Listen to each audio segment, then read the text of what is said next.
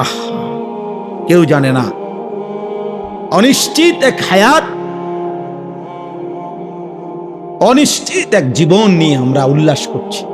আর যদি নিশ্চয়তা পাইতা যুবক, তুই কি করতি? কালকে রাত্রে 2:30 বাজে আমি ওই নাজিরা বাজার, আমাদের ক্যান্টনমেন্ট ইউটার্ন, মাহবুব ভাই ইউটার্নে ঘুরতেছি আমি মাত্র।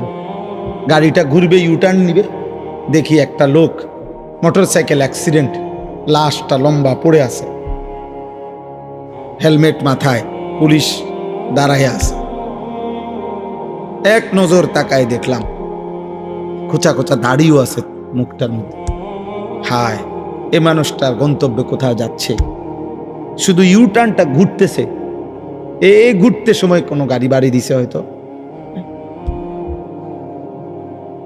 ঈদের দিন রাত্রে আমাদের পদ্মার বাজার বিশ্ব রোড ট্রেন, রাত্রিবেলা বাস বাড়ি দিছে। লাইনম্যান, একজন লাইনম্যানের একটু খামখেয়ালিয়ে বাসটা উড়াইয়া ফেলছে, চলন্ত ট্রেন। আহ, কেউ জানে না। অনিশ্চিত এক হায়াত, অনিশ্চিত এক জীবন নিয়ে আমরা উল্লাস করছি। হায় হায়, যদি নিশ্চয়তা দিত লিখিত কাগজ 200 বছরের আগে তোর মৃত্যু হবে না, তা আমার মনে সে দুনিয়াটারই জাহান্নাম বানায় দিত।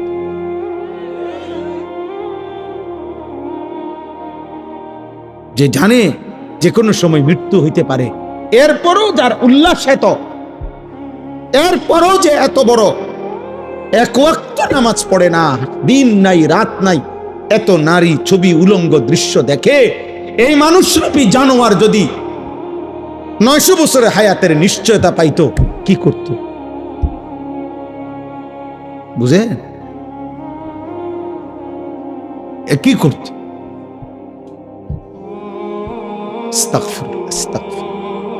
30 দিনের একটি পূর্ণ মাস রমজান আল্লাহ তাআলা আমাদেরকে দিয়েছেন। আল্লাহ তাআলা আমাদেরকে দিলেন। আল্লাহ যেন বললেন, বান্দা আমি নিজের হাতে, আমি রমজানটাকে আমি আল্লাহ নিজ হাতে সাজাইছি। একদিকে রোজা তো আরেক দিকে তারাবি, একদিকে ইফতার তো আরেক দিকে সাহারি, একদিকে এতেকাফ তো আরেক দিকে শবে কদরের বেজর রাত আমি সাজাইছি। প্রথম দশক রহমত, মাঝখানের দশক মাগফিরাত, শেষ দশক জাহান্নাম থেকে নাজাত। প্রত্যেকটা আমলে কমপক্ষে সর্বনিম্ন 70 গুণ বৃদ্ধি।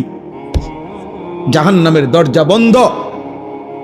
তোমারে গুনাহ করায় যেই শয়তান, সে শিকলে বন্দী। দরজা শুধু খোলা একটাই, জান্নাত।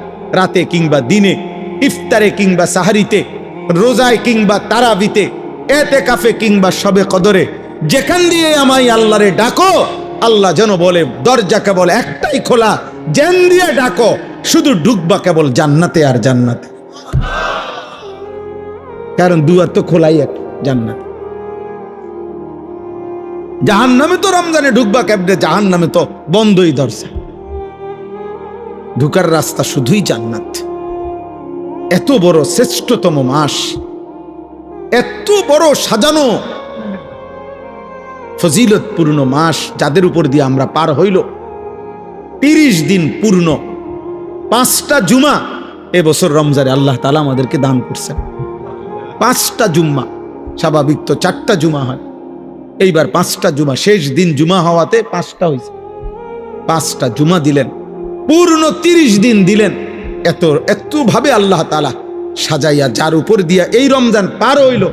রমজানের প্রথম দিন মানুষের মৃত্যু হয়েছিল, বাংলাদেশে মানুষ মরছিল। শেষ দিন, মাঝখানের দিন, তাহলে প্রতিদিন তো কত মানুষের মৃত্যু হয়েছে। এর ভিতর দিয়ে আল্লাহ আমাকে, আপনাকে, কিশোর যুবক, তোমাকে, বয়স্ক বাবা, আপনাদেরকে আল্লাহ যে হায়াত দিয়ে এই পর্যন্ত 5টা শেষ করলেন, তো যাদের উপর দিয়া একটা পূর্ণ রমজান গেল, এত বড় শ্রেষ্ঠতম মাস গেল, তো রমজান পরবর্তী দেখার বিষয় তো হইল যে আমাদের জীবনের অর্জন কি হল।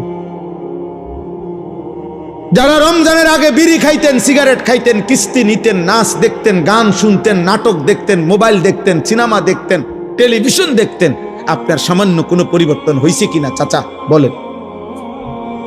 রমজানের আগে যারা 5 ওয়াক্ত নামাজ জামাতে পড়তেন না, রমজান শেষ হয়েছে, এখন বলেন এত বড় শ্রেষ্ঠতম রমজান পাওয়ার পরে এখন আপনার হালাত কি একটু শুনুন। সুদখোর আপনি বলেন, ঘুষখোর বলেন, কিস্তিখোর বলেন, মোবাইল যারা নারী ছবি দেখতা অভ্যস্ত ছিল যুবক ভাই, রমজান তোমাদের উপর দিয়েও গেছে, বলো তোমাদের জীবনের পরিবর্তনের কোনো গল্প থাকলে শোনাও। যদি কিছুই পরিবর্তন না হয়, যেমন ছিলাম তেমনই, তাহলে এই একটা মাস কার উপর দিয়ে গেল? আল্লাহ তাআলার এত বড় মাসকে এভাবে বৃদ্ধাঙ্গুলি দেখাইলেন, এভাবে প্রত্যাখ্যান করিলেন। আস্তাগফিরুল্লাহ, আস্তাগফিরুল্লাহ। এভাবে ঠিক যেদিন শুক্রবার সন্ধ্যা হইল, সূর্য ডুবল, 30 রমজান শেষ হইল, সেদিনের পর থেকে আজকের সোমবার এশা পর্যন্ত যাদের 5 ওয়াক্ত নামাজ জুটল না, তাহলে রমজান আপনার উপরে কি আসর, কি প্রভাব ফেলল? আগের মতোই যারা বিড়ি সিগারেট খান, রমজানটা আপনার উপরে কি প্রভাব ফেলল? আগের মতোই যারা টেলিভিশনে নাচ গান দেখছেন, তো রমজান আপনার উপরে কি প্রভাব ফেলল? আগের মতোই যে মা বোন বেহায়া বেপর্দা হলো, তো রমজান তাদের উপরে কি প্রভাব ফেললো বলেন? 30 দিনের একটি হাই অ্যান্টিবায়োটিক 1 মাস পূর্ণ কোর্স গ্রহণ করার পরে এই ঔষধের মেয়াদ কি একদিনও থাকবে না? একদিনও না। সূর্য ডুবতেই ঈদের দিন পর দিন যারা গান গাইলো, বাজনা বাজাইলো, ডেকসেট বাজাইলো, যেই মেয়ে যেই নারীগুলো বেপর্দা চললো, বেহায়া চললো, যেই কিশোর যুবকগুলো তোমরা বাজি ফুটাইলা, গান বাজাইলা, ডেকসেট বাজাইলা, নারী ছবি নিয়ে নাচ গান করলা, হায় হায় আব্বা, এত বড় একটা মাসকে এভাবে বৃদ্ধাঙ্গুলি দেখাইলা, আল্লাহকে এইভাবে প্রত্যাখ্যান, এটা ঠিক ঠিক। এখানে এই সূরা আমি এই জন্য পড়ছি, এই কথাটা কিছুটা মিল আছে আমাদের আচরণের সাথে। এইখানে আছে নবীজি যখনই ওই মক্কার কাফেরদের সামনে বলতেন আযাবের কথা, তো কাফের বেঈমানরা জানা সত্ত্বেও পূর্ববর্তী জাতিদের আযাবের কথা ওরাও জানতো, তবুও তারা আল্লাহর নবীকে বিদ্রুপ করত, ঠাট্টা করত।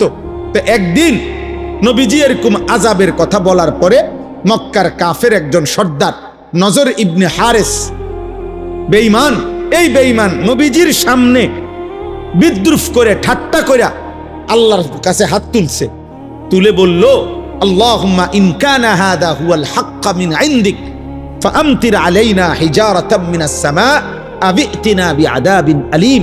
সে বলল, আল্লাহ, মুহাম্মদের কথা মতো যদি কুফর শিরিক এবং আপনার নাফরমানি করার কারণে আযাবই আসে আপনি দেন, তো এখন আমাদেরকে আপনার কাছে দেখি কত বড় আযাব আছে, দেন।